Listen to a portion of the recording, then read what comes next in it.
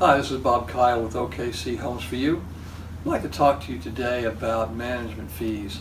When an owner or investor comes into our office or gives us a call on the phone, probably the first question they ask are, what are your management fees? With our company, our fee schedule is straightforward and simple. We have only three really reoccurring fees. We have a monthly management fee, which is a percentage of the gross monthly rent collected. We have a leasing bonus fee. That is a one-time charge when a new lease is signed on the property, and that never reappears. The third one we have is what we call our minimum monthly management fee. When that comes about is when a property is rent ready and is vacant for 31 days, then that fee gets charged. When a tenant moves into a property, that fee goes away. Your property manager really is always at work for you. So even if the property is vacant, they need to keep eyes on it. In the wintertime, we want to make sure it's properly winterized.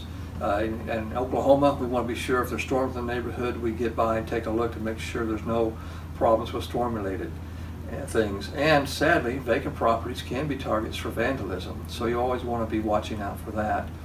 So, and when that property gets leased, that fee goes away.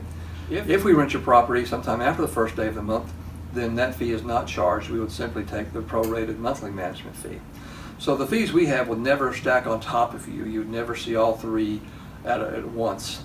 You'd see as many as two, but most likely just the one once the tenant is in place. Let's talk about late fees. As a property owner myself, I know tenants don't always pay on time. So do you charge a late fee in your lease? And are you getting that late fee collected? Some management companies retain collected late fees for their services. With us, we collect the late fees, and they are split with you 50-50. It takes extra time and effort to go out and collect the late fees, but you're certainly entitled to them.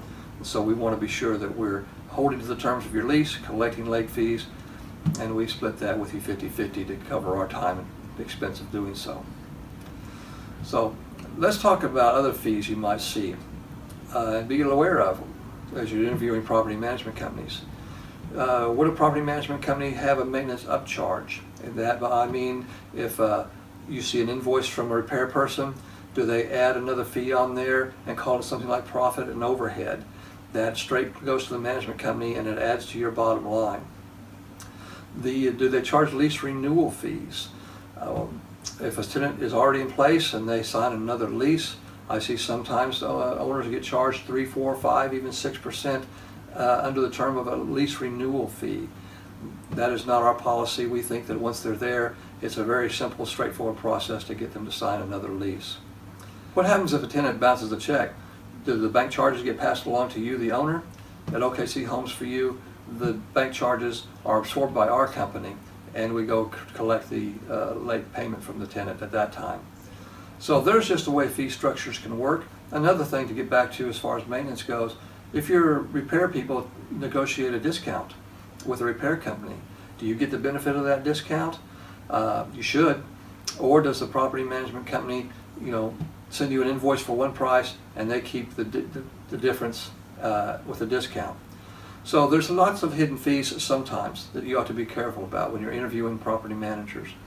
I think the less complicated it is, then the easier it is to make sure everybody stays on the same page and understands exactly what to expect. This is Bob with OKC Homes for You. If we can help you with your property management needs, please reach out to us. Goodbye.